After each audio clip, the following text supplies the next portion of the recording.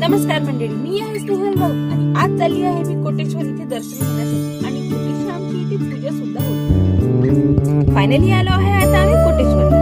कोटेश्वरचे रहस्य हे तुम्हाला माहिती आहे का? कोटेश्वरचा संबंध आहे रामायणाशी जोडलेला आहे, कारण रावण आपली चूक सुधारण्यासाठी देवाने त्याला एकाच वेळे 1 कोटी असे एकसारखे शिवलिंग निर्माण केले आणि उधळला म्हणून त्याने चुकीचे शिवलिंग उचलले।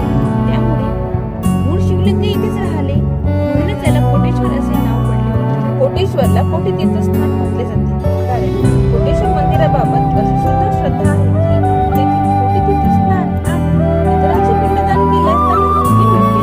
मंडळी, तुम्हाला माहिती आहे का, आपल्या भारतामध्ये 2 प्रसिद्ध कोटेश्वर मंदिर आहेत। एक आहे कोकण रायगड जिल्ह्यात आणि एक आहे विदर्भातील यवतमाळ जिल्ह्यात, जी महत्त्वाच्या नद्यांच्या किंवा समुद्राच्या काठावर वसलेली आहे।